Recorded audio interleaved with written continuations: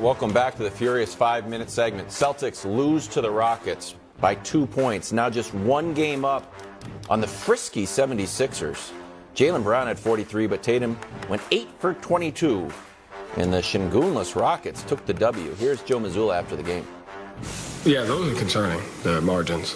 The free throws, the rebounding, the turnovers, the second chance. So those, regardless of who you play, that's playoff basketball at its finest, is the ability to win those situations. So it's concerning that we're inconsistent in that, and we have to be committed to those. Okay, as we just saw in Title Pie, a segment that's storming the nation. Yeah. You've got the Sixers ahead of the Celtics, but they are still behind them in the standings. Well, yeah, tied in the loss column, though. And you know this time of year I'm a loss column guy because you can make up wins, you can't make up losses. And the fact that it's even close is kind of outrageous. 7 weeks ago. Outrageous? Yeah, 7 weeks ago, Boston was 6.5 games clear of Milwaukee, was 5 games clear of Philly, and now things have turned. And we can show you this last month, if we can put it up there, what it looks like. It's not just the records, it's also how they're playing. That is since Valentine's Day to right now. Milwaukee's been excellent. Philly's been better than everyone but Milwaukee. And then Boston's been middling. And here's the other problem, other than, of course, they were saddled with the curse of Broussard, which is very, very hard, if not impossible, to overcome. So here is the other issue. I think going into this year, there was some hope of, well, this season, maybe Boston will have the best player in a series against either one of those guys.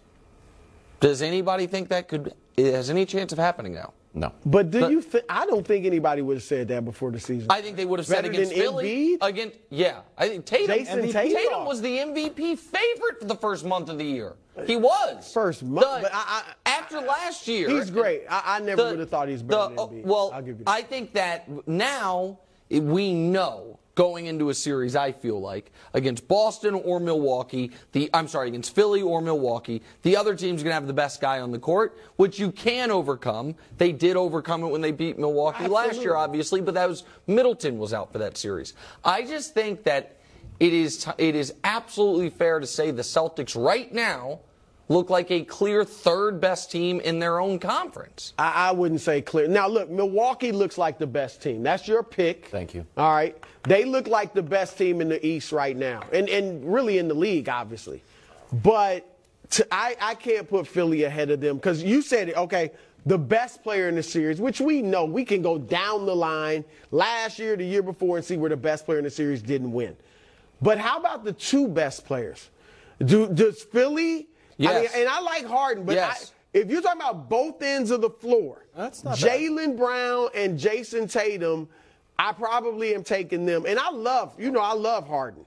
But Harden, especially in the playoffs, because that's what we're talking about. So I'm going with Boston. And in Milwaukee, as much as I like Drew, and Giannis has a gap, but you can argue that Boston's duo I is would better. take so that's not to me the argument for Boston. The argument that's for Boston not the only to argument. me is I'm just saying the guys 4 through 9 versus those other teams. But I think that the duos, I would take Giannis, Drew 1, Embiid, Harden 2, in the and playoffs, Tatum, Brown 3. With what we've seen from Harden in the playoffs throughout his career. No, I understand that. I guess my counterpoint to that would be we are yet to see Harden, what I would consider a healthy Harden, in the playoffs, not as the guy.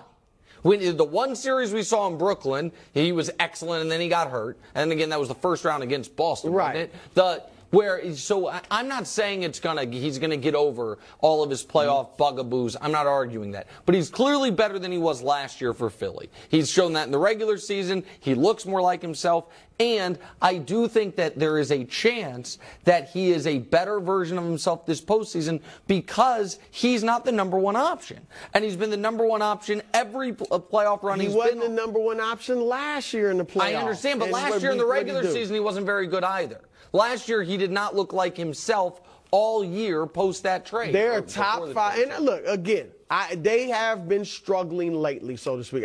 Houston, they clearly took lightly. No offense, that's your team. They took them lightly. They didn't show up. Yeah, okay, but they are a top 5 team offensively and defensively. But they haven't been for a month. It's the dog days. We show the graphics post All-Star game last year when they were on fire, and this year 5-5. So here's the thing. Remember how Luka missed that little bunny, and you're like, no big deal? Tatum's done that twice in the last week. This was way harder than Luka's shot. But it's still a layup that you miss. And then against the Knicks, he had one that he missed. Now, you can say, like, all right, maybe he's not, I don't know, finishing as efficiently as you want. But these are 2 layups, and all of a sudden, instead of 5-5, you're 7-3. There you go. Yeah, so you're with me. No, well, kind of, but I do think he has trouble finishing. That one right there, the one the against the Knicks is, to me, more in the Luka category. That's a shot he typically makes, and he missed it. The one last night, to me, was not some, like, oh, what, 9 times out of 10 he makes that. That would have been a great play, and he missed it accordingly. He didn't come close on it. But here, Brew, here's where I got to take some issue with some of the excuse making. It can't be when a team that you like is struggling in the first 4 months of the season, it's early. And then when a team that you like is struggling with 15 games left, it's the dog days. Well, what part of the season it matters? No, but when are we allowed it all matters? It all matters, and they're the 2nd seed right now. But do it matters. And so what I'm saying is I give some credence to experience. I'm not going to write off the Boston Celtics based on their postseason experience because they have a bad 2 months in the regular season. That's totally fair. That's what I'm saying. I guess the point I'm making is when they say worried, I don't think anyone's worried. They're obviously not going to miss the playoffs. I don't think anyone's worried they're going to lose in round 1. But this is a team that made the finals last year, that started this year and looked like they are the best team in the league, maybe with league MVP. And am I worried now? Do I actually anticipate now that they will be home after round 2? I do. Well, I think that, and I also think the 1 seed in the East is wildly valuable because if we think it's a 3-team race, the 1 seed only has got to beat one of them, and the 2 or the 3 has to beat both of them. And I think Boston, because of this slump, has given up a realistic shot at the 1 seed. Robert Williams, their defense is where they've been under par lately. All right, subpar. Robert Williams has missed the last 5 games, and I know he wasn't there earlier in the season. But he's supposed. We'll see. He's got never a been hamstring healthy. injury. He's supposed to be back soon. That's huge for them. And remember, talking about home court advantage, what did Jason Tatum do in Milwaukee Game 6? Facing elimination. He went toe-to-toe with Giannis. Berserk 40-something. I understand. He was great. So they can get it done on the road. Yeah, he's good in the finals. Believe you me.